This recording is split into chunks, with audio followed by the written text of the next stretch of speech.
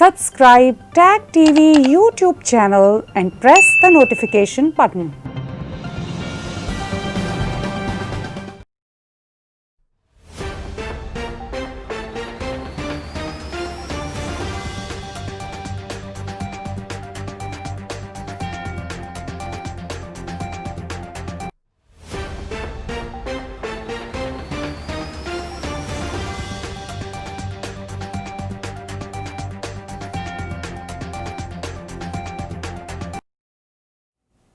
Love जहाद और इसके साथ साथ फ्रांस के मुसलमानों का फ्रांस के बारे में क्या रिएक्शन है और हत्ता के मुसलमानों का अक्रॉस द ग्लोब फ्रांस या वेस्ट या फिर फ्रीडम ऑफ एक्सप्रेशन के बारे क्या रिएक्शन है, क्या रिलेशनशिप है और यूएस इलेक्शंस 2020 बिल्कुल सर पर आन पहुंचा।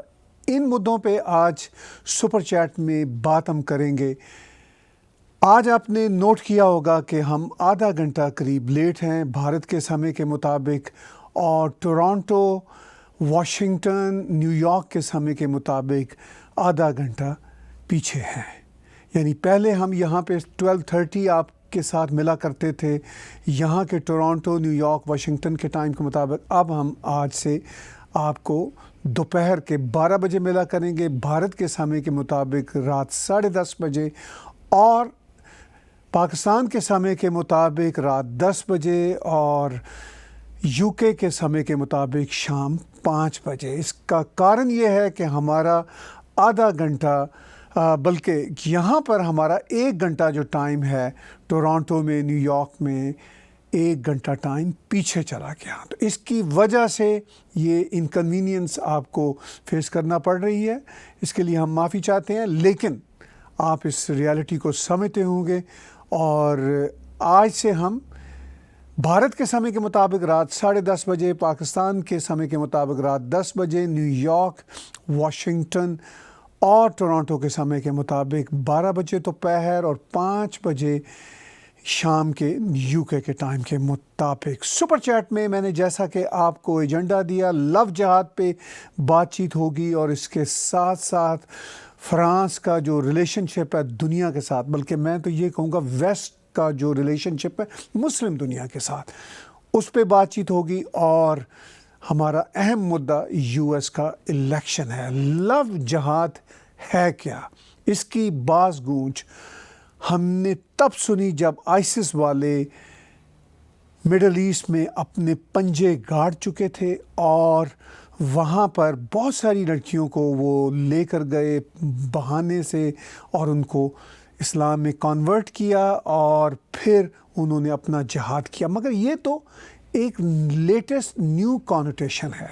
इनफैक्ट लव जहाद का जो प्रॉब्लम है भारत एक लंबे समय से फेस कर रहा है। भारत में ये जो इशू है ये रीसेंट नहीं है, एक लंबे समय से है, मगर इस पर डायलॉग रीसेंट होना शुरू हुई। अब ये मामला भारत में हो चुका है कि अब वहाँ की स्टेट गवर्नमेंट्स लव जहाद के ख़िलाफ़ लेजिस्लेटिव असम्बलीज़ में बिल पास करना चाहती हैं। यूपी की सरकार ने ऐसा कहा था कुछ अर्सा पहले और इस बार हरियाणा की सरकार भी ऐसा कह रही है। पहले मैं हरियाणा के एक मिनिस्टर का आपके साथ वीडियो क्लिप शेयर करता हूँ, फिर बातचीत को आगे लेकर चलता हूँ आज के सुपर चैट में। कब तक कानून बनने जा रहा है? नहीं, देखिए अभी इसमें जो बल्लभगढ़ की घटना हुई है उसमें माँ बाप ने भी आरोप लगाया है कि हमारी बेटी लव जिहाद की भेंट चढ़ गई और भी ऐसे केसेस समय समय पर आते रहे हैं। तो हम इसमें विचार विमर्श कर रहे हैं कि इसके लिए, इसको रोकने के लिए कि कहीं प्यार की आड़ में धर्म परिवर्तन का खेल तो नहीं चल रहा।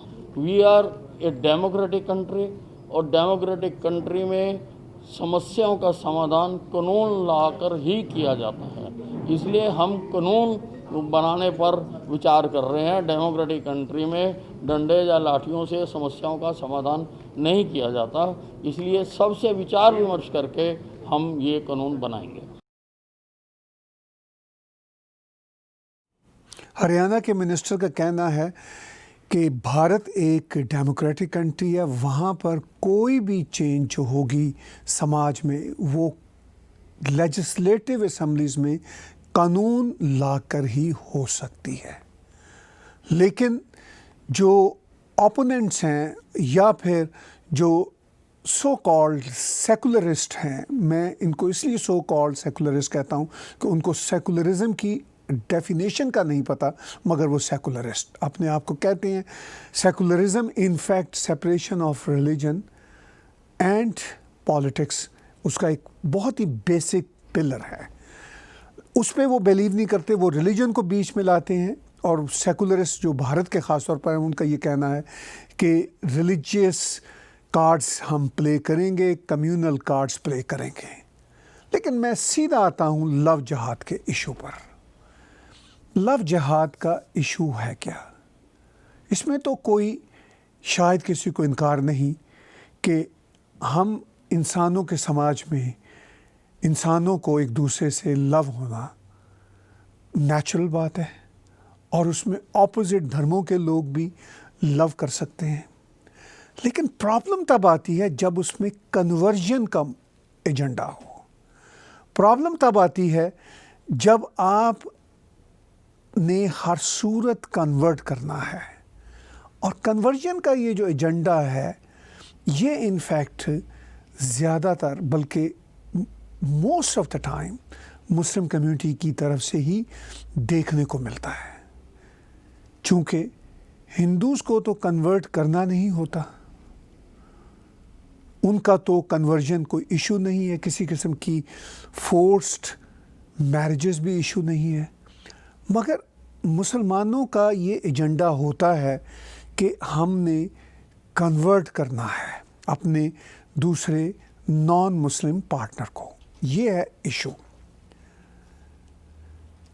तो एक इशू ये होता है, मुझे यहाँ टोरंटो में किसी ने कहा कि देखो मेरे बेटे ने शादी की एक हिंदू लड़की के साथ और वो हिंदू लड़की उससे इतना प्यार करती थी कि वो इस्लाम में कन्वर्ट हो गई। तो मैंने कहा तुम्हारा बेटा क्या उस लड़की से प्यार नहीं करता था कि वो हिंदुइज़म में कन्वर्ट हो जाता? कन्वर्ट तो खैर फॉर्मली उस तरह नहीं हो सकते, आई अंडरस्टैंड, लेकिन फिर भी आप हिंदू वैल्यूज़ को अपने अंदर समो तो सकते हैं। और आप उस लड़की को कह सकते थे, जो टोरंटो का इंसिडेंट है, कि भाई आपको कोई ज़रूरत नहीं अपना धर्म छोड़ने की, मैं आपकी हिंदू वैल्यूज़ को एम्ब्रेस करूँगा, चूँकि मेरे बाप दादा की वैल्यूज़ भी वही हैं। वो अगर ना माने तो अलग बात है। तो ये जो लव जिहाद का इशू है ये इनफैक्ट वन वे ट्रैफिक है कि तुमने मेरी बात तो माननी है, मैंने तुम्हारी बात नहीं माननी। ये जो इशू है भारत में एक लंबे अरसे से, बल्कि मैं ये कहूँगा सदियों से चला आ रहा है। और जब से ये मीडिया और फिर सोशल मीडिया एक्टिव हुए हैं for the past 30-40 years, social media की कहानी हार्डली 15-20 ईयर्स की है। तो ये चीज़ें अब सरफेस पे आने लगी, खुल के लोग बोलने लगे कि ऐसा नहीं चलेगा। जब लोग खुल के बोलने लगे कि ऐसा नहीं चलेगा, तो फिर एक्सट्रीम लेफ्ट के और मॉडर्न इस्लामिस्ट ये मिल गए इस अवेयरनेस के ख़िलाफ़, और उन्होंने ये बातचीत करना शुरू कर दी कि ये हिंदुत्व का एजेंडा है, ये हिंदुत्व को आगे लेकर चलेंगे।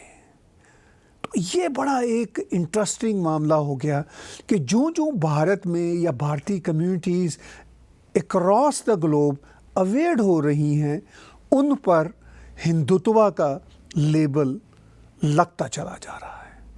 और हिंदुत्व का लेबल लगाने वाले ये भी नहीं सोचते कि हिंदुत्व को जिस तरह वो नेगेटिव कॉनोटेशन के साथ पेश कर रहे हैं, हिंदुत्व नेगेटिव कॉनोटेशन नहीं है, हिंदुत्व धर्म का हिस्सा है। अब अगर हिंदुत्व एक अवेयरनेस की सूरत में सामने आ रहा है और हिंदू बहन भाइयों को ये एहसास हो रहा है कि वो अब टारगेट नहीं बनेंगे, वो टारगेट ना बनने के लिए अपनी जद्दोजहद, अपनी स्ट्रगल कर रहे हैं, तो उनको एक्सट्रीमिस्ट हिंदुत्व का लेबल दिया जा रहा है। यानी अपने राइट्स के लिए आप खड़े नहीं हो सकते। अगर आप अपने राइट के लिए खड़े होंगे तो फिर आप एक्सट्रीमिस्ट होंगे। आपको दूसरों की मर्जी के मुताबिक चलना है। यही भारत का वतीरा रहा है, सिर्फ 72-73 साल से नहीं, बहुत लंबे अरसे से।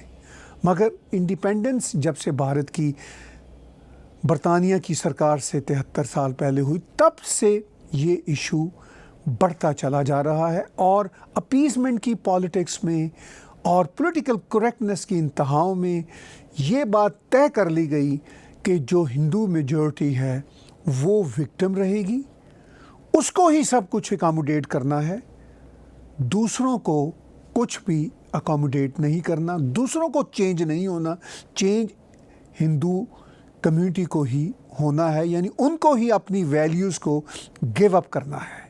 ये रहा है इशू अब तक, और इस पर ये सारे का सारा लव जिहाद का नैरेटिव है। यानी अवेयरनेस वाले जो अब बहन भाई हैं वो बात कर रहे हैं कि हम लव जिहाद के कॉन्सेप्ट को नहीं चलने देंगे, और दूसरी तरफ ये बात की जा रही है कि ये पहले तो इस तरह की बात नहीं करते थे, अब कर रहे हैं, तो ये हिंदू एक्सट्रीमिस्ट हैं, हत्ता कि उनको हिंदू टेररिस्ट भी कह दिया जाता है। आज के सुपर चैट में हम बातचीत कर रहे हैं इस बहुत ही सेंसिटिव इशू पर, और इसके साथ साथ सेंसिटिव इशू है फ्रीडम ऑफ एक्सप्रेशन का, और इसके साथ साथ इंटरेस्टिंग और थ्रिलिंग मैं कहूँगा इशू है यूएस इलेक्शंस का। जिन्होंने हमारा यूट्यूब का चैनल अभी तक सब्सक्राइब नहीं किया वो सब्सक्राइब करें। मैं देख रहा हूँ कि हमारी जो सब्सक्रिप्शन है यूट्यूब की काफ़ी बढ़ चुकी है, मगर कुछ अरसे से न्यू सब्सक्राइबर्स कम आ रहे हैं। मैं अपने उन दोस्तों से जो हमारे लंबे अरसे से सब्सक्राइबर्स हैं, वो प्लीज़ हमारी सब्सक्रिप्शन का मैसेज अपने साथियों तक, ईमेल्स तक पहुंचाएं, ताकि हमें ज़्यादा से ज़्यादा सब्सक्राइबर मिलें। ये जो नैरेटिव का परिवार है हमारा ज़्यादा स्ट्रॉन्ग हो, और आप हमारे साथ ज़्यादा बड़ी तादाद में खड़े हों। आपकी सपोर्ट्स, आपकी कंट्रीब्यूशंस, आपकी सुपर चैट हमारे साथ ज़्यादा जुड़े। बातचीत हम कर रहे हैं सुपर चैट में आज के इस शो में इन 3 इश्यूज़ पर। 2 बहुत ही सेंसिटिव इशू हैं, और इसके साथ साथ मैं एक बार फिर आज के शो में पहली बार ये याद दिला रहा हूँ कि जो आप हमें कंट्रीब्यूट कर रहे हैं, क्वेश्चंस भेज रहे हैं सुपर चैट में, वो तो अभी हम आपको एड्रेस करना शुरू कर देंगे, लेकिन आप हमें paypal.me/tagtv international पर 24/7 कंट्रीब्यूट कर सकते हैं। बहुत सारे साथी हमें कंट्रीब्यूट करते रहते हैं, हम उनके बहुत ही शुक्रगुजार हैं, और हम उनको ईमेल्स भी लिख रहे हैं, जितनी लिख सकते हैं उनको बता रहे हैं कि किस तरह हम इस परिवार को उनकी मदद के साथ आगे लेकर जा रहे हैं और मज़ीद आगे लेकर जाना चाहते हैं। मैं लव जिहाद के इशू पे थोड़ी सी बात और करूंगा इस सुपर चैट में। हमारे सामने क्वेश्चंस भी आना शुरू हो चुके हैं, और इसके साथ साथ लोगों के, दोस्तों के कंसर्न्स भी आ रहे हैं, कंट्रीब्यूशंस भी आ रही है। सौरभ गुप्ता जी का क्वेश्चन है, hello sir, I am from Sydney. Welcome Saurabh ji. Indian born, क्या अब मुसलमानों को वेस्ट में रेसिज्म झेलना पड़ेगा? Please reply. देखिए, मैं जो इस क्वेश्चन को सौरभ साहब समझ सका हूँ, जहाँ तक इंडियन बॉर्न मुस्लिम्स हैं, ये जो दूसरे मुस्लिम्स हैं, उनको वेस्ट में रेसिज्म झेलना पड़ेगा, या इवन इंडियंस को भी झेलना पड़ेगा। मैं ये कहूँगा कि अगर इंडियन को झेलना पड़ता है तो वो भी मुस्लिम्स की वजह से, इसलिए कि दिखने में तो हम सब एक जैसे ही दिखते हैं, एक ही डीएनए के, एक ही जीन्स के हैं। मैं इन दोनों बातों को जोड़ता हूँ। बात बड़ी सिंपल है कि इस वक्त जो एक इनकम्पैटिबिलिटी बनती चली जा रही है मुस्लिम समाजों की, जो ख़ास तौर पर वेस्टर्न वर्ल्ड में रह रहे हैं, वेस्टर्न दुनिया के साथ, और वो बड़े ही जो पावरफुल पॉलिटिकल कार्ड्स भी खेल रहे हैं अपनी अपनी इस्लामिक ऑर्गेनाइजेशन के तरीके से कि इस्लामोफोबिया के ख़िलाफ़ बिल आ जाएं। ये समझे बगैर कि इस्लामोफोबिया की डेफिनेशन क्या है। वो बिल्कुल डेफिनेशन एक तो बहुत ही एम्बिग्यूस है और इसके साथ साथ क्लियर नहीं है, कंफ्यूज डेफिनेशन है इस्लामोफोबिया की। और जहाँ कहीं ये या इन मुल्कों में क्लैश कर रहे हैं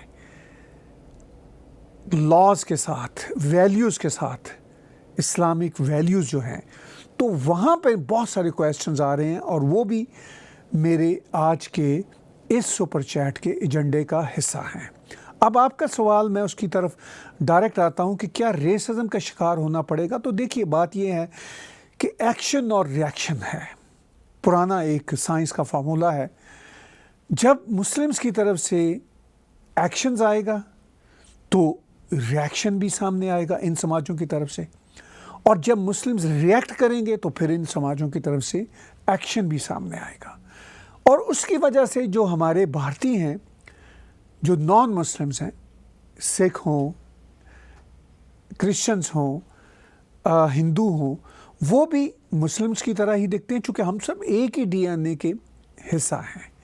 तो उनको भी इसकी लपेट में एक तरह से वो भी इसकी लपेट में आएंगे। तो ये एक वाकई ही इशू है।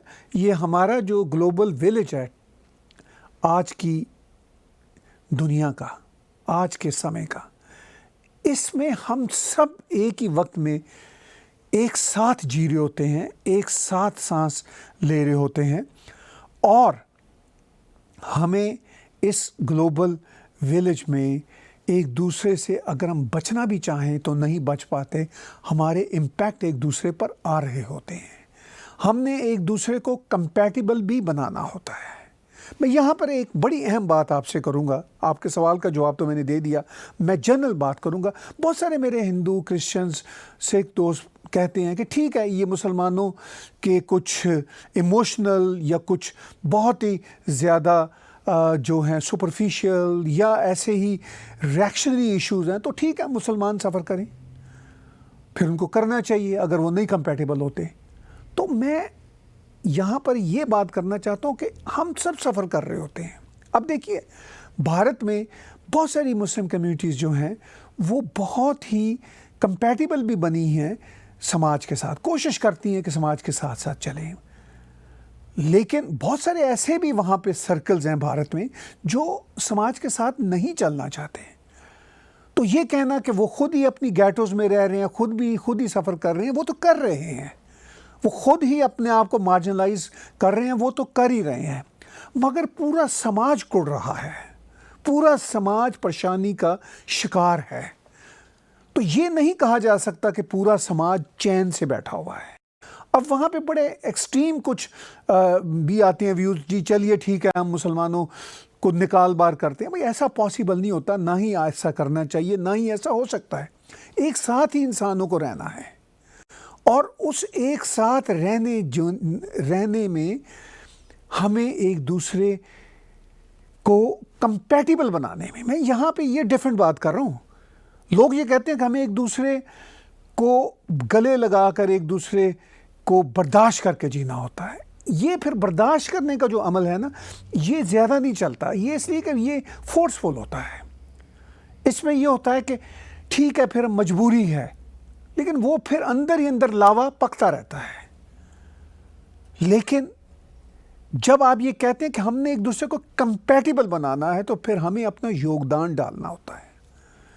जो अवेयरनेस दूसरी कम्युनिटीज़ में है, नॉन मुस्लिम कम्युनिटीज़ में है, हिंदुओं में है, सिखों में है, क्रिश्चियंस में है, आज के समय के मुताबिक, और उन अवेयरनेस का आपको एक तरह से कमी नज़र आती है मुस्लिम कम्युनिटीज़ की तरफ, उनकी डायस्पोरा की तरफ, तो उनमें वो अवेयरनेस क्रिएट करती है। ये है हमारे सुपर चैट का भी मुद्दा, ये है हमारे टैग टीवी का भी पहले दिन से एजेंडा। और ये बात मैं आपसे करता हूँ कि आपके तावन से, आपके कंट्रीब्यूशन से मिल के हमने ये अवेयरनेस क्रिएट करनी है। ये अवेयरनेस जो टैग टीवी को एक तरह से प्राइड है कि हमने बहुत सालों पहले ये अवेयरनेस शुरू की थी। जिससे हमारे भारतीय जो हैं बहन भाई, उनको अंदाज़ा हुआ कश्मीर के बारे में। कश्मीर के बारे में टैग टीवी ने 10-12 साल पहले, और मैंने अपने शोज़ में टैग टीवी से पहले भी दूसरे टीवीज़ पे जब बातचीत शुरू की, तो कश्मीरी हिंदुओं के जीनोसाइड और उनकी जिस तरह के उनके साथ अट्रॉसिटीज़ हुई, वो भारतीय भी उससे अवेयर्ड हुए। पहला काम तो ये हुआ। अब हमें दूसरा काम ये करना है कि अपने जो मुस्लिम बहन भाई हैं, जो तो अवेयर्ड हैं, हमें उनको भी अपने साथ शामिल करना है कि वो हमारी मदद करें, और जो अवेयर्ड नहीं हैं उनको अवेयर करना है, उनको बताना है कि लव जिहाद कितना ही बुरा कॉन्सेप्ट है, और वो अपनी कम्युनिटी के अंदर इस बात को फैलाएं कि ये जो लव जिहाद का कॉन्सेप्ट है, ये जो मुस्लिम्स ने एक ख़ास तौर पर बुलिंग का एक एटीट्यूड बनाया हुआ है कि हम तो अपने धर्म के जो भी कट्टरपन है वो नहीं छोड़ेंगे, लेकिन हिंदू सेकुलर रहे बस। तो ये मुस्लिम्स बहन भाइयों को बताना है कि ऐसा नहीं हो सकता, ऐसा नहीं चलता, ये वन वे लव नहीं होता, ये वन वे फ्रेंडशिप नहीं होती, वन वे रिलेशनशिप नहीं बनते, ये ऑल वे रिलेशनशिप होते हैं। सभी तरफों से अगर उन रिलेशनशिप को बिल्ड करने में साथ दिया जाए तो तभी ये रिलेशनशिप चलते हैं, तभी आगे गाड़ी चलती है। ये है हमारा सुपर चैट का मकसद। क्वेश्चंस हम ले रहे हैं और इसके साथ साथ हमें कंट्रीब्यूशंस भी आ रही हैं, हम बहुत ही शुक्रगुजार हैं। और सुपर चैट में आप हमारे वीडियो डिस्क्रिप्शन में हमारा paypal.me/tagtv international का भी देख सकते हैं पूरे का पूरा लिंक, और उस लिंक के ज़रिए आप हमें कंट्रीब्यूट करें। और सामने स्क्रीन पे भी लिंक आपको नज़र आ रहा है। क्वेश्चंस हम अब साथ ही साथ ले रहे हैं।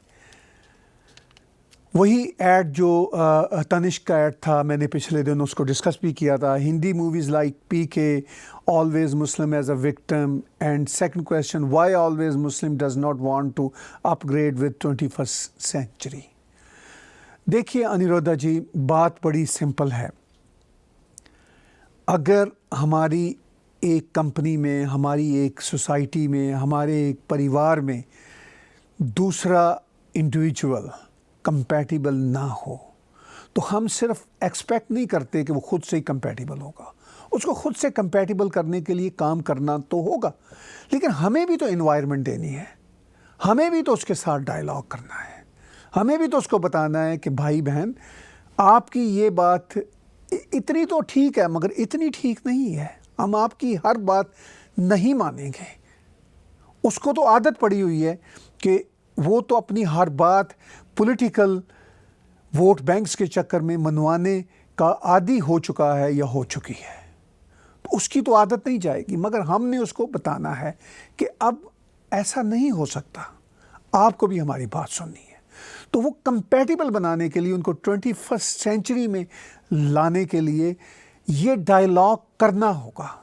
इसीलिए मैं डायलॉग पे जोर देता हूँ, इसीलिए मैं मीडिया अवेयरनेस पे जोर देता हूँ, इसीलिए मैं सुपर चैट को शुरू कर चुका हूँ कुछ हफ्तों से, ताकि इसको और वाइब्रेंट बनाएं और इसके राही हम बातचीत को और आगे लेकर चलें और खुलकर बातचीत करें, रिस्पेक्ट के साथ बातचीत करें, प्यार मोहब्बत के साथ बातचीत करें, और रिस्पेक्टफुली बताएं कि नहीं, हमें ये बोली पसंद नहीं है, हमें आपका साथ, हम एक ही घर में रहते हैं, एक ही कंट्री में रहते हैं, हमें आपका साथ सिर्फ आपकी शर्तों पे नहीं चाहिए, आपको भी हमारी शर्तों पे चलना होगा। रिलेशनशिप सभी की शर्तों पे चलता है। ये नहीं है कि हम सेकुलर बन जाएं और आप धार्मिक ही रहें, ऐसा नहीं होता।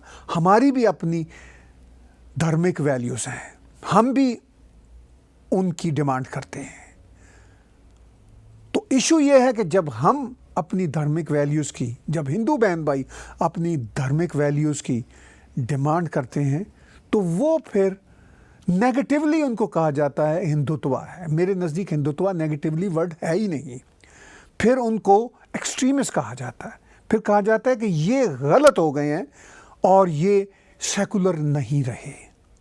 सेकुलर के मानी इनको आते ही नहीं, जो सेकुलरिज्म की डेफिनेशन कर रहे हैं, जो सेकुलरिज्म की डिमांड कर रहे हैं। सेकुलरिज्म की डिमांड करने वाले अगर सेकुलरिज्म के मानी जानते तो फिर उनको डिमांड करने की ज़रूरत ही पेश ना होती। ये पहले खुद सेकुलर हो जाते, पहले खुद सेकुलर होकर ये लव जहाद की तरफ ना जाते, पहले खुद सेकुलर होकर अगर इनको प्यार हो ही गया है दूसरे धर्मों के लोगों से जो नेचुरल है, तो उनको कन्वर्ट करने की बात ना करते। ये है इशू। अगर ये सेकुलर होते हैं, मगर ये खुद सेकुलर नहीं है, दूसरों से सेकुलरिज्म का मुतालबा करते हैं, ये शर्म की बात है। इनको यही बताना है कि नहीं, आपका ये नाजायज़ मुतालबा नहीं चलेगा। घर में रहने वाला एक बच्चा नाजायज़ मुतालबे करता है तो बाकी परिवार के लोग कहते हैं कि नो, तुम्हारे नाजायज़ मुतालबात नहीं माने जाएंगे, तुम्हें समझना होगा, तुम्हें जानना होगा।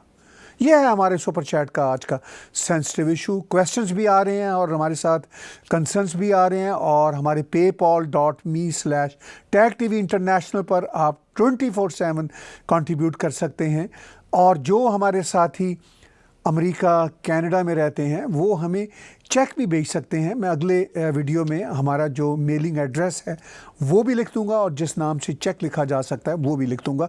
चेक के लिए हमारा जो टाइटल है टैग टीवी है, और हमारा एड्रेस मैं भी बता देता हूँ, नेक्स्ट टाइम इन बॉक्स में लिख दूंगा। 2355 dairy road east, unit 35, 2355 dairy road east, unit 35, Mississauga, L5S1V6, Ontario, Canada. मैं इसको नेक्स्ट टाइम हमारी वीडियो की डिस्क्रिप्शन में लिख दूंगा। बहरहाल आप हमें paypal.me/tagtv इंटरनेशनल पर कंट्रीब्यूट 24/7 कर सकते हैं, और इसमें ऑलरेडी आप सुपर चैट में कंट्रीब्यूट कर ही रहे हैं। In terms of your contribution, in terms of your concerns, in terms of your questions and in terms of your comments, बड़ी इंपॉर्टेंट बातें होती हैं। और मैं आपके साथ इस सुपर चैट में बहुत इंपॉर्टेंट बातें इसलिए करता हूँ कि ये जो डायलॉग है इसको अब ओपन होना चाहिए, रिस्पेक्टफुल होना चाहिए, और एक दूसरे को समझ आने वाला होना चाहिए। ये बहुत इंपॉर्टेंट है। मैं अब बातचीत छेड़ता हूँ, इससे जुड़ी हुई बातचीत है जो हम कर रहे हैं इसी सेंसिटिव इशू पर। लेकिन मैं उससे पहले चाहूँगा कि मैं कोई और क्वेश्चन जो है एक आध ज़रूर लूँ। संजीव राय साहब का क्वेश्चन है, what do you think about reaction from scores of Muslims in Germany? I have seen certain no-go zones in Berlin, like Charminar in Hyderabad. Sanjeev भाई, ये सिर्फ जर्मनी, बर्लिन का मामला नहीं है, इंग्लैंड में इससे ज़्यादा बुरा हाल है। हमारे टोरंटो में ये हाल बुरा बनता जा रहा है। थोड़ा बहुत कहीं कहीं यूएसए में भी सूरत नज़र आती है, मगर यूएस का समाज जो है ना वो बड़ा वाइब्रेंट है। अभी तक तो उन्होंने किसी भी कम्युनिटी को इतनी खुली छूट नहीं दी कि वो अपने इतने बड़े बड़े गेटोस, ख़ासतौर पर धार्मिक गेटोस, इतने खौफनाक बना सकें। लेकिन फिर भी यूएस में भी ये कंसर्न है, कनाडा में ये प्रैक्टिकली हो रहा है। बहरहाल ये कंसर्न है। हम इंसान जो क्लेम करते हैं, और ख़ासतौर पर मेरे मुस्लिम बहन भाई ये यहाँ पे रहते हैं, क्लेम करते हैं ह्यूमैनिटी की बात करते हैं, तो फिर एक ह्यूमैनिटी के बॉक्स में क्यों नहीं रहते हैं? फिर अपने अपने गेटोस क्यों बना के रखते हैं? अपनी अपनी डिफरेंट दुनिया बना के क्यों रखते हैं? रहे ना फिर मिलजुल के साथ सबसे, रहे ना फिर सबके साथ अपना तल्लक बना के, और अपनी खुशियाँ, अपना सब कुछ साझा करें, और दूसरों का भी एम्ब्रेस करें, और अपना भी उनके साथ बनाएं। लेकिन वन वे ट्रैफिक है कि आप हमारा एम्ब्रेस करें, हम नहीं करेंगे आपका। आप हमें एकोमोडेट करें, हम आपकी वैल्यूज़ को एकोमोडेट नहीं करेंगे। ये है सिचुएशन। यही सिचुएशन हम फ्रांस के मसला पे देखते हैं। फ्रांस के प्रेसिडेंट मैक्रॉन ने अल जज़ीरा को एक इंटरव्यू देते हुए रिसेंटली कहा कि मेरा इस्लाम के साथ कोई झगड़ा नहीं है, मेरा इस्लाम के अंदर जो एक टाइनी एक्सट्रीमिस्ट कम्युनिटी है उसके एजेंडे से है। अब मैक्रॉन तो खुल के ये बात नहीं कह सकते कि वो जो टाइनी एक्सट्रीमिस्ट कम्युनिटी है इस्लामिस्टों की मुसलमानों के अंदर, उन्होंने मुसलमानों की मेजॉरिटी को हाईजैक किया हुआ है। अच्छा, ये हाईजैक भी मैं ऐसे ही एक वर्ड कर रहा हूँ यूज़, ये कहते हैं कि हम हाईजैक हो गए, वैसे कहते हैं ये हाईजैक है। ये हाईजैक वैसे आपस की बात है, कोई नहीं है। अपनी मर्ज़ी से ही ऑन बोर्ड है मुस्लिम मेजॉरिटी, ये एक रियलिटी है। मैं भी उनका हिस्सा हूँ, मैं ये देखता हूँ ये बात, मैं I am not an outsider, मैं ये देख रहा हूँ फॉर द पास्ट 50 ईयर्स, अपने अर्ली चाइल्डहुड से मैं 50 साल से देख रहा हूँ ये सब ड्रामाबाजी। मुझे ये कहने दीजिए, स्ट्रॉन्ग शब्द बरतने दीजिए। मुस्लिम मेजॉरिटी है जो अपने आप को मॉडरेट भी कहते हैं, मॉडर्न भी कहते हैं, और उनमें से ऐसे भी हैं इमरान खान की तरह या मिस्टर जिन्ना जो फाउंडर होते थे पाकिस्तान की तरह, जो अब बहुत ही मॉडर्न अपीयर होते थे। वाइन भी चल रही है, विस्की भी चल रही है, जुल्फ़कार अली भुट्टो भी उनमें से एक थे। इमरान खान तो खैर वोमिनाइज़र ही होते थे, और अब वो बिल्कुल न्यू कन्वर्ट मुस्लिम हो गए हैं। ये जो सारी की सारी ब्रीड है और सारी की सारी ये जो एक किस्म है, अ काइंड ऑफ मुस्लिम्स, जो इनका मैं यहाँ जिक्र कर रहा हूँ, ये कोई माइनॉरिटी नहीं है, ये काफ़ी हैं। और ये झुल देते हैं भारतीयों को भी, वेस्टर्नर्स को भी। ओ देखिए, हम तो वाइन भी पी रहे हैं, हम बड़े ही मॉडर्निस्ट हैं, लेकिन हम फ्रीडम ऑफ एक्सप्रेशन को नहीं मानेंगे, हम हर्ट हो जाते हैं। Prophet Muhammad peace be upon him, मुझे कई हिंदू दोस्त भी कहते हैं, जब मैं ये बात करता हूँ prophet Muhammad peace be upon him के बारे में, वो ये कहते हैं कि आप ज़रा ज़्यादा, आप कुछ ज़्यादा ही धार्मिक हो रहे हैं। मैं prophet Muhammad peace be upon him की रिस्पेक्ट करता हूँ, इसलिए कि वो मॉडर्न इंसान थे अपने समय के मुताबिक।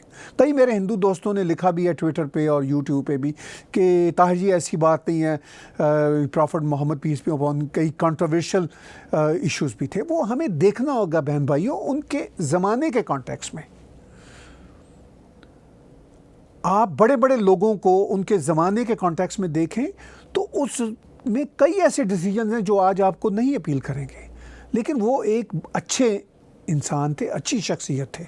तो मैं ये कह रहा था कि prophet Muhammad peace be upon him ने टॉलरेंस की है। अब कई मुझसे ये भी कहते हैं कहाँ टॉलरेंस की है, उनके तो ये भी इशू थे, वो भी इशू थे। वो फिर जंगों में अनफॉर्चुनेटली उस वक्त के कॉन्टेक्स्ट में हमें देखना होगा। अदरवाइज़ एज अ होल बहुत ही टॉलरेंट शख्सियत थे।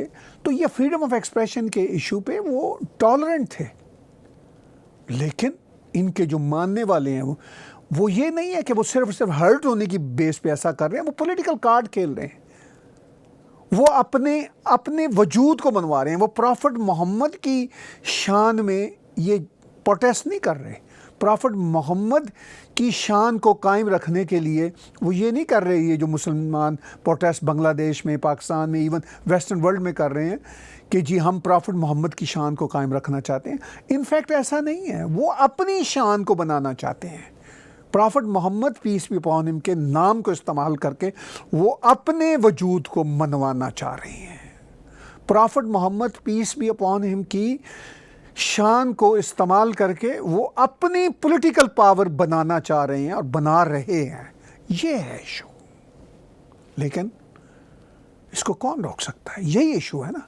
इधर हमारे हिंदू साइड पे हिंदू देवियों, हिंदू देवताओं के बारे में कैसी कैसी इंसल्टिंग बातें हम सुनते हैं, हम हर्ट होते हैं।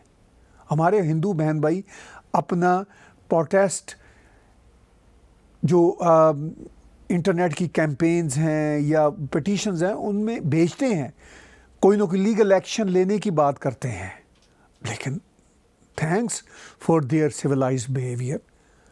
मुझे तो कोई वेस्ट में याद नहीं आता कि किसी हिंदू बहन भाई ने छुरी को पकड़ा हो, बंदूक को पकड़ा हो, बाहर निकलकर मार दिया हो राह चलते लोगों को कि जी हमारी देवी के साथ इंसल्ट हुई थी।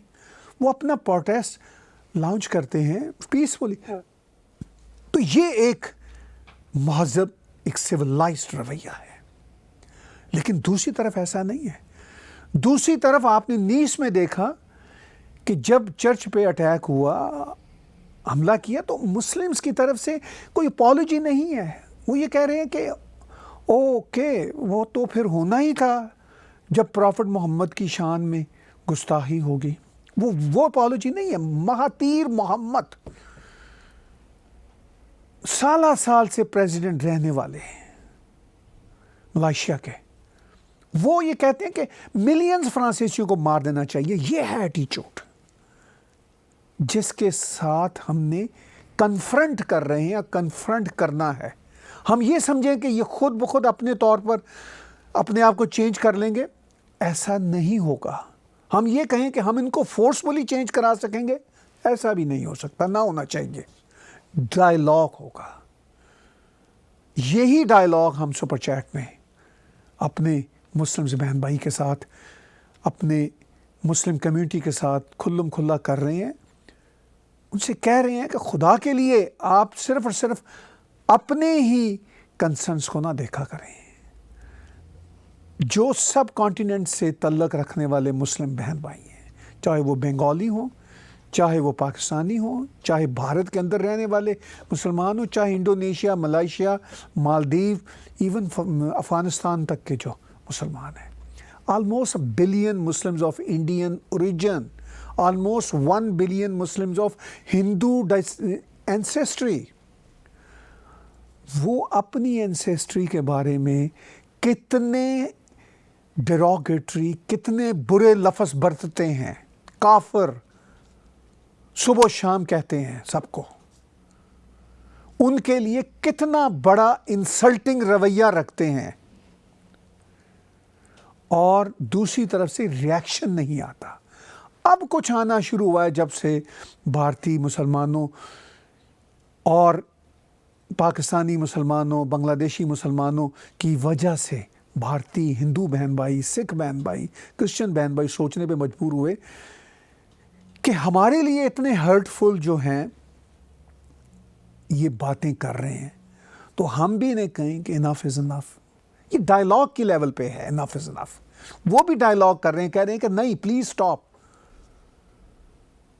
तो इस कन्फ्रंटेशन की वजह से एक तरह से अब हीट तो बढ़ रही है, मगर ये हीट डायलॉग के लेवल पे ज़रूरी होती है। जब भी डिस्कशन होती है तो उसमें हीटेड मोमेंट्स भी होते हैं, लेकिन अपनी अपनी पोजीशन को इस्टेब्लिश भी करना होता है। हमारे हिंदू बहन भाइयों ने अपनी पोजीशन को इस्टेब्लिश नहीं किया ठीक से, इसी वजह से दूसरी तरफ ये रवैया बन गया, ये आदत बन गई कि हम इनको बुली कर सकते हैं, हम अपनी मर्ज़ी से लव जहाद कर सकते हैं, हम अपनी मर्ज़ी से फ्रीडम ऑफ एक्सप्रेशन के कवानीन बना सकते हैं। ये भारत से निकलकर बात अब वेस्टर्न वर्ल्ड तक आ चुकी है। और फ्रीडम ऑफ एक्सप्रेशन की बात करते करते मैंने पिछले शो में भी कहा था, ये उनका होता है कि भाई यहूदियों के हॉलोकॉस्ट पे एंटीसेमिटिज़म के लॉज हैं, हेट्रेड के लॉज हैं, तो इस्लाम पे अगर कोई बात होगी तो उसमें भी होना चाहिए। ये है मुसलमानों का मुतालबा। भाई जूदाइज़म के बारे में इज़राइल के अंदर क्रिटिसिज्म होती रहती है, कोई लॉज नहीं है, वो एक आइडियोलॉजी है। हाँ, जो हॉलोकॉस्ट है वो डिफरेंट चीज़ है। वो 6 मिलियन यहूदियों का जीनोसाइड हुआ था। कोई 10,000 साल पुरानी बात नहीं, 1000 साल पुरानी बात नहीं, 75 ईयर्स अगो। उसका डिनाइल जो है उस पर एंटीसेमिटिज्म के लॉज हैं। जुदाइज्म पर कोई एंटीसेमिटिज्म नहीं है, कोई हेट नहीं है। क्रिश्चियनिटी पर कोई ऐसा लॉ नहीं है, हिंदुइज्म पर क्रिटिसिज्म का कोई लॉ नहीं है। लेकिन ये सिर्फ और सिर्फ अब इस्लाम पे ही लाना चाहते हैं। मैं खुद मुस्लिम बैकग्राउंड का हूँ। इस्लाम एक आइडियोलॉजी है, जिस तरह बाकी धर्म है इस तरह ये भी एक धर्म है, जिसके बारे में इस्लाम के बारे में जो ओपोनेंट रिलीजन्स के लोग हैं और इवन मुसलमानों के अंदर भी कई ऑब्जेक्शन उठाते हैं कि भाई 1400 साढ़े 1400 1500 साल पहले की बातें सारी की सारी अब रेलेवेंट नहीं हो सकती। तो ये एक डायलॉग है, इस पर आप इस्लामोफोबिया नहीं ला सकते, मगर पॉलिटिकली इसीलिए ये अपने आप को असर्टिव कर रहे हैं। इसीलिए जो छोटी छोटी बातों को आगे लेकर ये पॉलिटिकल पार्टीज को वेस्ट में ब्लैकमेल कर रहे हैं। इंडिया में तो खैर बहुत ही ब्लैकमेल किया। इतना ब्लैकमेल किया कि political parties across the board India में उनके चेहरे ही ब्लैक हो गए। समझ ही नहीं आती कि उनकी आइडियोलॉजी अब क्या है। अब भारतीयों में एक अवेयरनेस आ रही है जिससे वो अपने हक को मांग रहे हैं और कह रहे हैं कि नहीं, ऐसा नहीं चलेगा।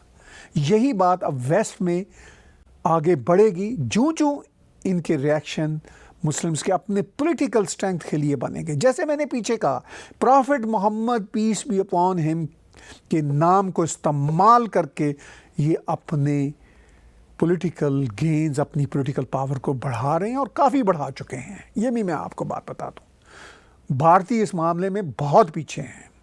ना नैरेटिव है कोई स्ट्रांग, ना ही इस मसले पे चीज़ों को वो समझते हैं। मैं खुल के ये बात कर रहा हूँ आज के सुपर चैट में, बिल्कुल कंफ्यूजन। मेरा भारत के जो बहुत सारे जो एलीट्स हैं उनसे भी डायरेक्ट इनडायरेक्ट राब्ता है, वो बात को, इन इश्यूज को ठीक से नहीं समझ रहे अभी तक कि वो कितना पीछे हैं अपने नैरेटिव में। और जब कभी वो अपने नैरेटिव को बयान करते हैं तो ऐसे एग्रेसिव अंदाज में बयान करते हैं कि वो बात ख़त्म हो जाती है। मैं नाम नहीं लेना चाहता, कुछ ऐसे टीवी चैनल्स हैं वो शोर मचा के करते हैं, उस बात का कोई फ़ायदा नहीं होता। हमें डायलॉग करना है, हमें इस डायलॉग में थोड़ा सा हीटअप भी होना है, मगर सिविलाइज रहते हुए एंगेज करना है सभी को। चूँकि डायलॉग अपने साथ नहीं होता, सिर्फ अपने साथ हो तो वो एको चैम्बर होता है, आप फिर अपनी ही आवाज़ सुन रहे होते हैं। जैसे आपने अब तक मुस्लिम नैरेटिव की ही बात सुनी, आपके नैरेटिव की बात मुस्लिम डायस्पोरा में कितनी पहुंची? नहीं पहुंची। वो उन तक अपना भी पॉइंट ऑफ व्यू पहुंचाएं। मैं जानता हूं कि जब हम अपना पॉइंट ऑफ व्यू भारतीय पहुंचाते हैं तो फिर आप पर ये एक तरह से इल्ज़ाम लगता है कि ओ आप तो हिंदुत्वा है। उनको ये बताना है कि हिंदुत्वा नेगेटिव चीज़ नहीं है। हमें इस प्लैनेट में एक साथ ही रहना है सबको। ऐसा नहीं हो सकता कि सिर्फ आप ही अपना आप बनवाएं, सिर्फ आपकी ही हर बात मानी जाए और हमारी इच्छाएं, हमारी धर्मा की जो बातें हैं या हमारे रिलीजन्स की जो बातें हैं, जो क्रिश्चियनिटीज़ की जो बातें, उनकी पोजीशनिंग ख़त्म हो जाए और सिर्फ आपकी पोजीशनिंग आ जाए। ऐसा नहीं पॉसिबल। यही फ्रीडम ऑफ एक्सप्रेशन की आड़ में ये मसला हो रहा है। फ्रीडम ऑफ एक्सप्रेशन फ्रांस हो, हॉलैंड हो, किसी कोई भी कंट्री हो, उनकी वैल्यूज़ बनी हैं, वो ये कर रहे हैं, मगर उस पे जो रिएक्शन मुस्लिम्स का है उससे वो वेस्ट को ब्लैकमेल कर रहे हैं। और बहुत सारा वेस्ट हो चुका हुआ है, कनाडा के प्राइम मिनिस्टर तक हो चुके हुए हैं। यूरोप का हाल आपके सामने है, आधा यूरोप हो चुका हुआ। अमेरिका में जो बाइडन आ गए तो इन मामलों में उनको कोई समझ बूझ नहीं है, कमाला हैरिस को कोई समझ बूझ नहीं है। लेकिन अब हमें इन्हीं लोगों की रियलिटीज़ के साथ ही जीना है, यही अब हमारे नेता हैं, इन्हीं के साथ जीना है। मगर हमें अपनी स्ट्रगल तो नहीं छोड़नी, हमें अपना पीसफुल डायलॉग तो नहीं छोड़ना, हमें अपना पीसफुल नैरेटिव तो नहीं छोड़ना। वही पीसफुल नैरेटिव हम बिल्ड कर रहे हैं इस सुपर चैट में। अब मैं डायरेक्ट क्वेश्चंस ही लूँगा आप सब के दोस्तों के, और इससे पहले मैं याद दिला दूँ paypal.me/tagtv इंटरनेशनल के राई आप हमें 24/7 कंट्रीब्यूट कर सकते हैं और आप हमें टाइम टू टाइम कंट्रीब्यूट जितना कर सकते हैं, कुछ ना कुछ साथी करते भी रहते हैं। हम बहुत शुक्रगुजार हैं आपके। और इसके साथ साथ आप कंट्रीब्यूट इस सुपर चैट में कर रहे हैं, जिसमें आपकी डोनेशंस भी आती हैं, आपके क्वेश्चंस भी आते हैं, कंसर्न्स भी आते हैं, कमेंट्स भी आते हैं। आप हम क्वेश्चंस की तरफ डायरेक्ट। गिरीश कुमार बिलोर जी हमारे बहुत ही रेगुलर कंट्रीब्यूटर हैं, मैं इनकी बहुत कदर करता हूँ। Why we are targeted by left, they are trying to always humiliate Hindu with the support of Dalit and other than Hindu group। देखिए गिरीश भाई, उन्होंने तो ऐसा करना ही है। जो आपके ओपोनेंट होते हैं उनके बारे में तो आप तय कर लेना कि उन्होंने आपको टारगेट करना ही होता है। अब फिर आपका काम है कि आप उनको अपना नैरेटिव दें, उनके नैरेटिव पे सिंपली रिएक्ट करना, गुस्से से आना, वो तो उससे तो काम नहीं बनेगा। नैरेटिव दें। वो आपका नैरेटिव ना सुनना चाहें, लेकिन आपका नैरेटिव मौजूद तो हो ना, सरफेस पे आपका नैरेटिव मौजूद हो। तो गिरीश भाई, आप बहुत अच्छा काम कर रहे हैं, अपना नैरेटिव ला रहे हैं। आप हमारे साथ मिल के इस नैरेटिव को और आगे लेकर जा रहे हैं और हम ये काम करते रहेंगे। यूएस के इलेक्शन पर भी मैं आ रहा हूँ और मैं उससे पहले एक आध क्वेश्चन और लेता हूँ, फिर हम बहुत सारे क्वेश्चन को साथ भी मिलाएंगे। शनीजिस जो हमारे यूट्यूब के अकाउंट होल्डर हैं, हमें पहले दिन से सपोर्ट कर रहे हैं, इज़ मोटो पाक army is like remove all the non believers. देखिए, सच्ची बात यह कि पाक आर्मी का जो मोटो है वो इनफैक्ट अपना सर्वाइवल है, और उस सर्वाइवल में अब वो चूँकि यूज़ करते हैं जहाद फ़ी सबील अल्लाह, यानी जहाद अल्लाह के नाम पे। उनका ये ऑफिशियल स्लोगन है, जहाद फ़ी सबील अल्लाह। जहाद अल्लाह ही के नाम पर है, अल्लाह ही के लिए है, अल्लाह ही की राह पर है। तो ये एक्चुअली वो अपने सर्वाइवल के लिए यूज़ कर रहे हैं। नॉन बिलीवर्स ख़त्म हो ना हो वो उनका इशू नहीं है। नॉन बिलीवर्स के बारे में वो डेरोगेटरी बातें करते रहेंगे, इसलिए कि उनका सर्वाइवल ही इसमें है। तो ये है कहानी सारी की सारी। एक और क्वेश्चन, रेगुलर हमारे कंट्रीब्यूटर हैं tech and health tips. What you think on France situation is going on? Do you think it's all politics used by Turkey and Pakistan to change the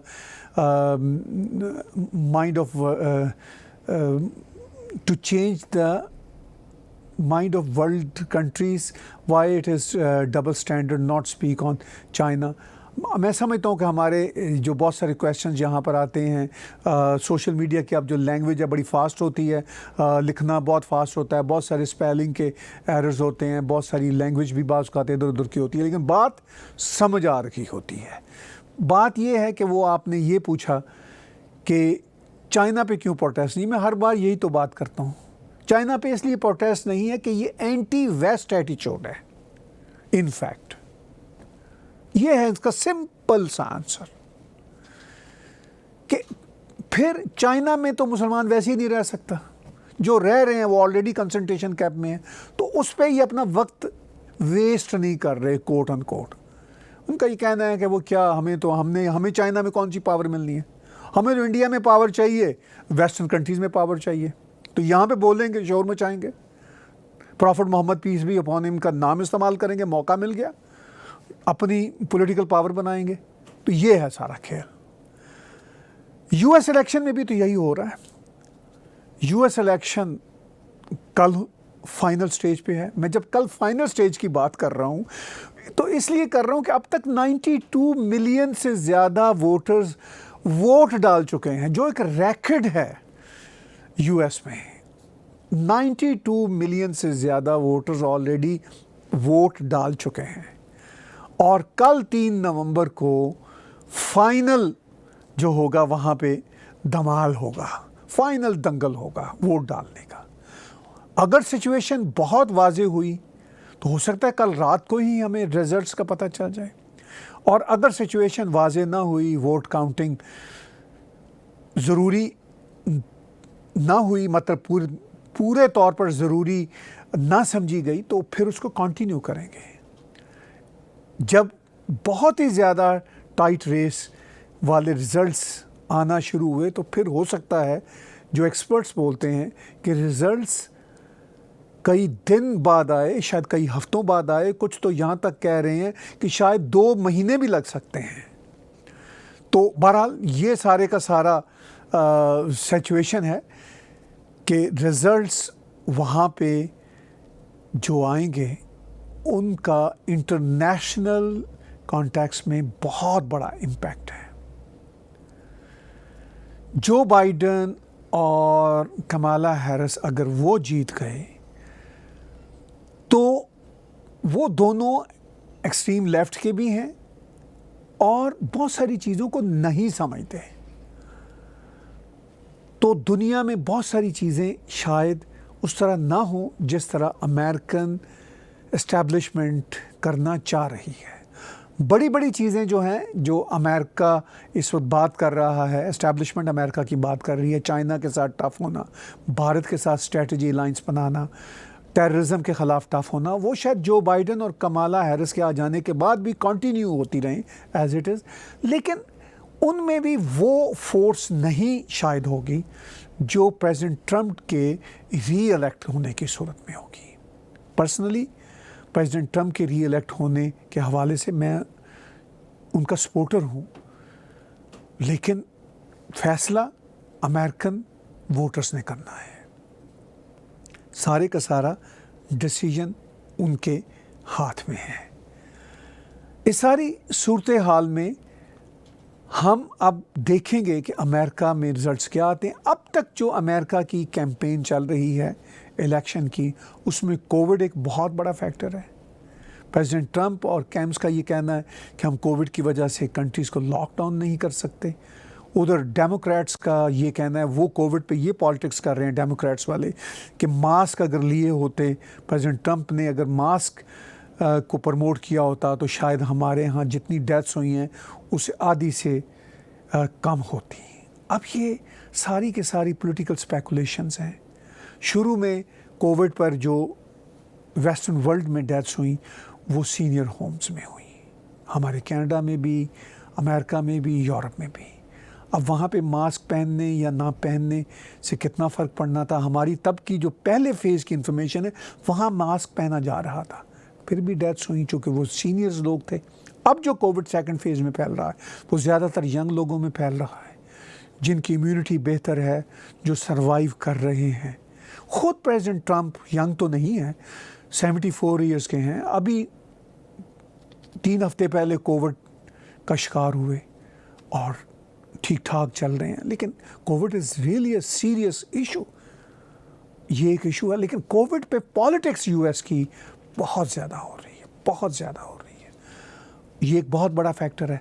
जनता दुनिया की कहीं भी हो, अमेरिका की जनता को समझा जाता है बहुत पढ़ी लिखी और है, लेकिन पढ़ा लिखा होना अलग होता है, पॉलिटिकल अवेयरनेस डेप्थ में होना वो एक अलग इशू है। वो बहुत कम लोगों को होती है पूरी दुनिया में, चाहे आपके पास पीएचडी की डिग्री हो। फिर पोलराइज्ड पॉलिटिक्स पूरी दुनिया में है, उसमें फिर आपके अपने अपने नज़रियात होते हैं, आपकी अपनी अपनी लाइकिंग डिसलाइकिंग ऑलरेडी इस्टेब्लिश्ड होती है। तो आपने उसके मुताबिक ही, आप पीएचडी भी हैं, आप वॉलमार्ट में वर्कर के तौर पर काम करते हैं, डजंट मैटर, आप उसी के मुताबिक फिर अपनी बात करते हैं, अपनी लाइकिंग और डिसलाइकिंग पर ही आप खड़े रहते हैं।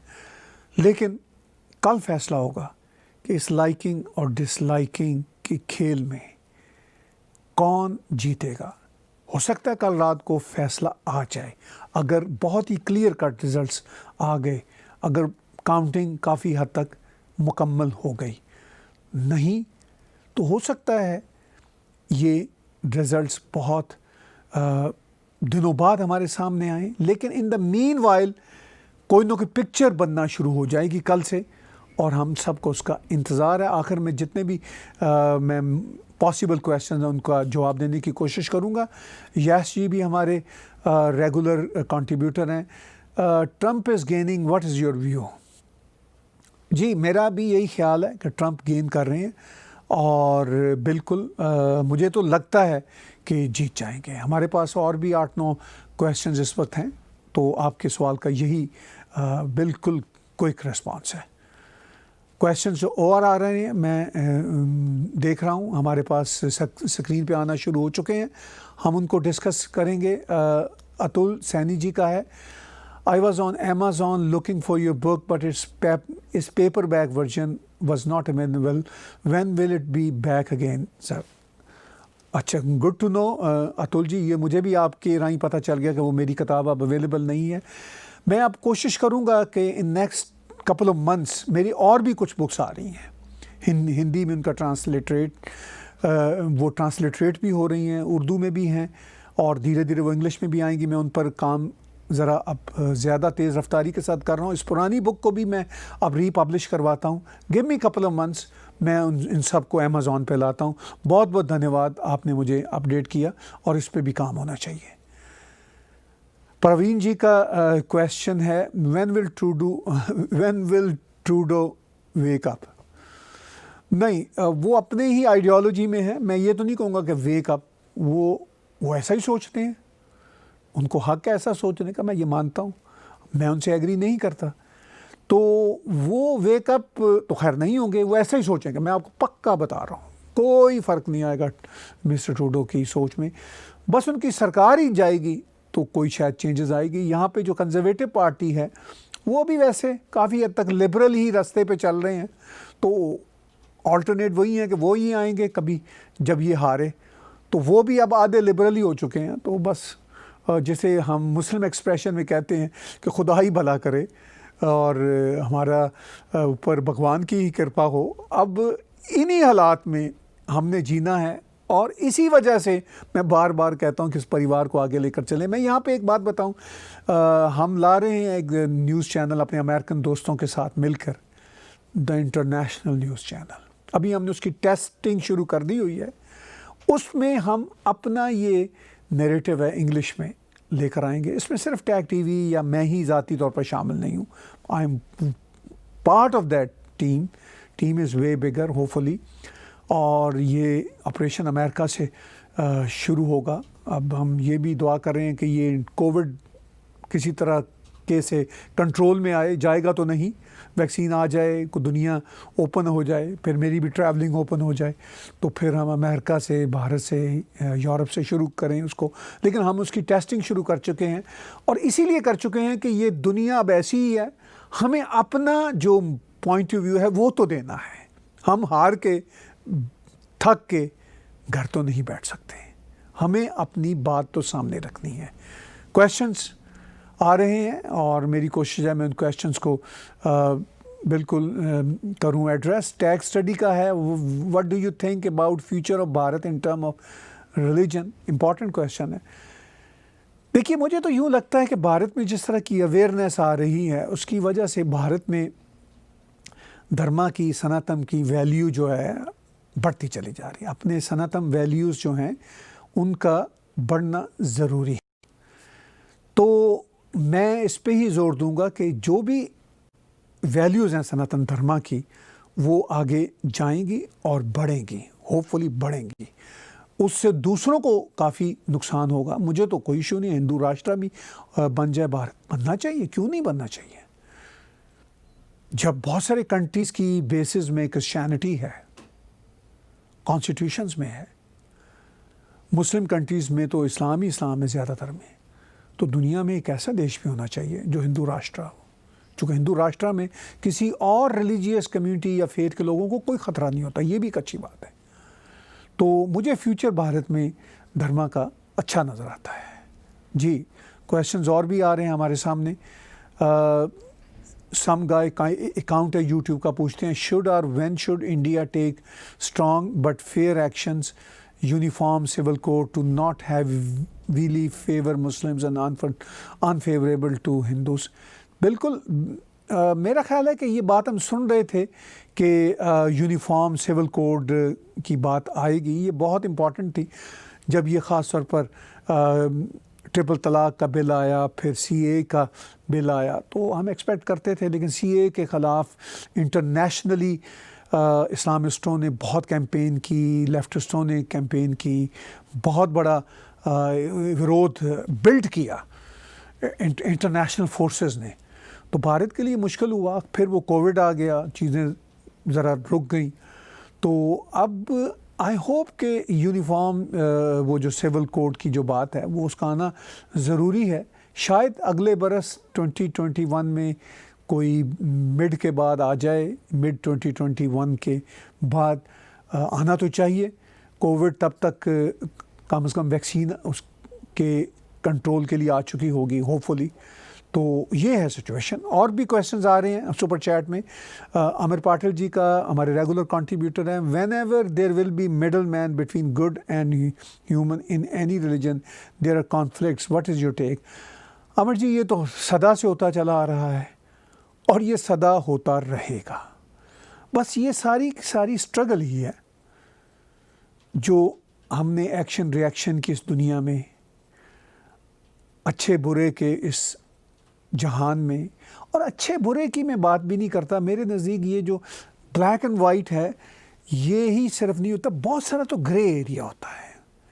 तो उस ग्रे एरिया में ये स्ट्रगल होती रहती है, होती रहेगी, मैं आपसे एग्री करता हूँ। हमारे पास सुपर चैट में क्वेश्चन्स आ रहे हैं, कंसर्न्स आ रहे हैं, कमेंट्स आ रहे हैं, और इसके साथ साथ आप हमें कंट्रीब्यूट कर सकते हैं टैग टीवी के पेपॉल अकाउंट पर, paypal.me/tagtv international। कमाला कालिता जी का क्वेश्चन है, शुक्र है कमाला हैरिस का क्वेश्चन नहीं है। Thank you Kamala ji. What do you have to say on the present condition in Baltistan? देखिए, गिलगित बल्तिस्तान पे मैंने पिछले दिनों एक टॉक रिकॉर्ड की थी सेंगे सैरिंग भाई के साथ। बहुत ही वेल इन्फॉर्म्ड साथी हैं, उन्होंने खुल के बताई थी वहाँ की सूरत हाल। तो मेरा जो पर्सनल ओपिनियन है, गिलगित बल्तिस्तान को पाकिस्तान ने अब तक 5th प्रोविंस नहीं बनाया था, चूँकि वो ख़ुद ही UNO में गए हुए हैं रियासत जम्मू कश्मीर के हवाले से। उनका क्लेम है कि ये डिस्प्यूटेड है, पाकिस्तान का क्लेम है। तो अगर उसका हिस्सा है गिलगित बल्तिस्तान, तो अगर वो उसको अपने अंदर समोते, उसको प्रोविंस बनाते, तो फिर उनका अपना क्लेम ख़त्म हो जाना था। अब भारत ने यूनियन टेरिटरीज बना दी हैं वहाँ पे जम्मू एंड कश्मीर में, तो फिर पाकिस्तान शोर तो मचाता रहता है, लेकिन उसको ये पता है कि हम कुछ नहीं कर सकते। तो फिर यूँ लगता है कि जैसे वो ये चाह रहे हैं कि ठीक है भाई, अब हम भी फिर बना दें इसको अपना प्रोविंस। भारत का ये रिएक्शन है कि आप ऐसा नहीं कर सकते। वो तो होता है, पाकिस्तान का ये रिएक्शन हमेशा से रहा, अभी भी है कि आप जम्मू एंड कश्मीर को कैसे यूनियन टेरिटरी बना सकते हैं? आप नहीं बना सकते। भारत ने बना ली तो उन्होंने कहा कि हम नहीं कबूल करते।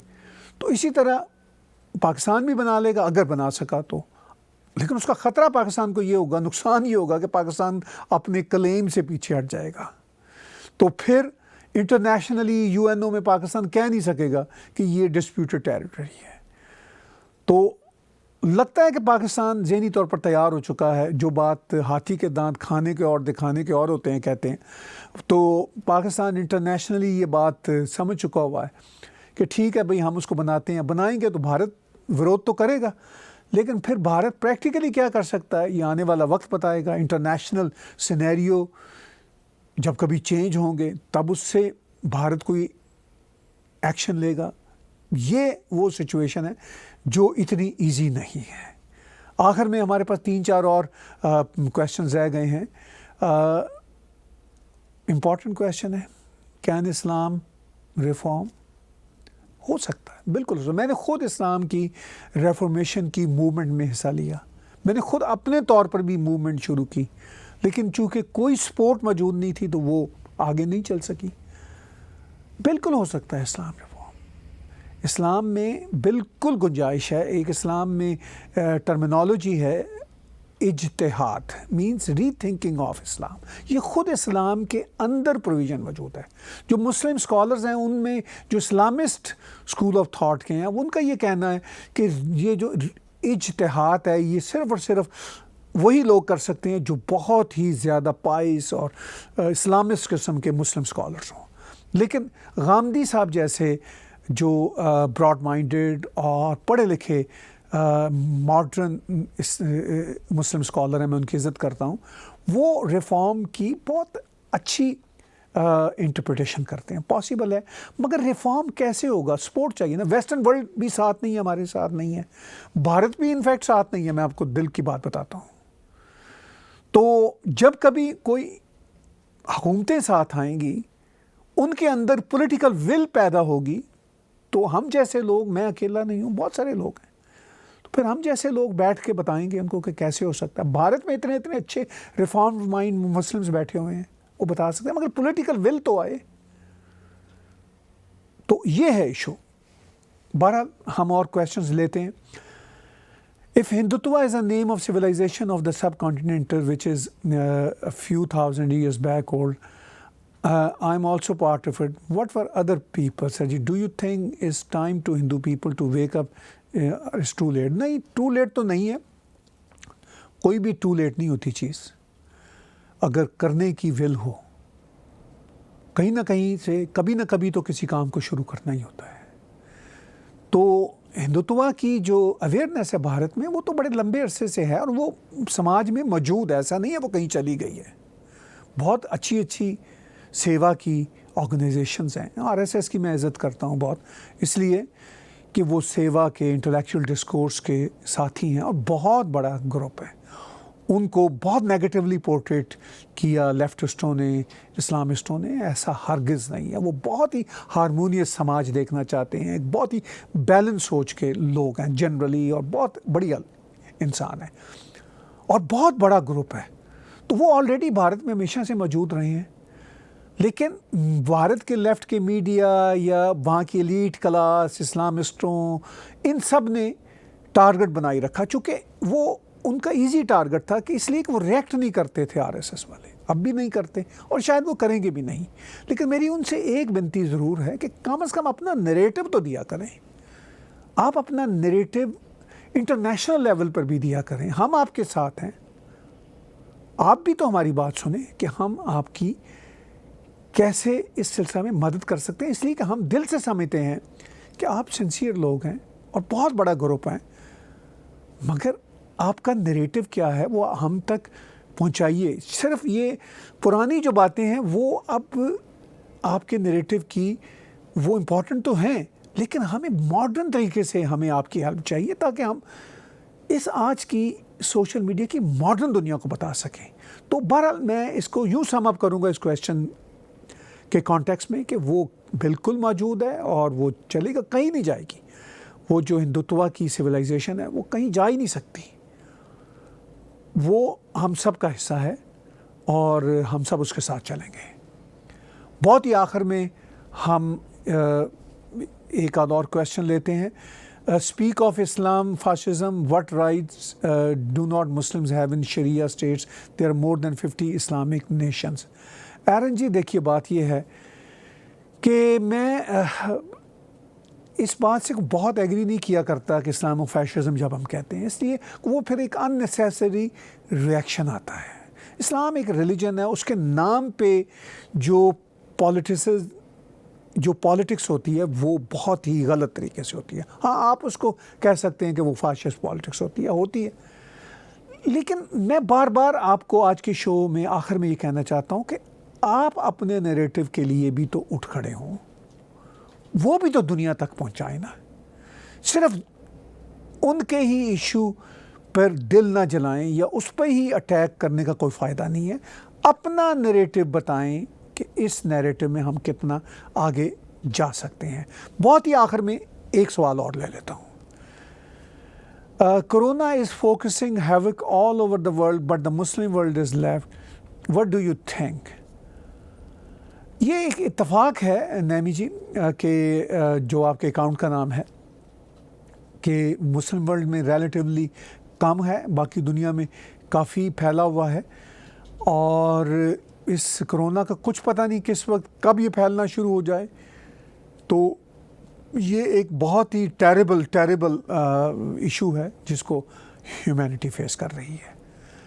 आज के सुपर चैट में हमने बहुत सारी बातें की, बहुत सारा लोडेड एजेंडा था एज यूजुअल। कल आप सब यूएस के इलेक्शन के रिजल्ट्स देखेंगे, अगर रिजल्ट्स आ गए, वरना कम से कम कुछ सीन तो सामने आएगा। वेडनेसडे को जो भी सीन सामने आएगा हम उसके साथ फिर आपकी खिदमत में हाज़िर होंगे इस सुपर चैट में। और हमारा आज का सुपर चैट देखने और सुनने का बहुत बहुत शुक्रिया।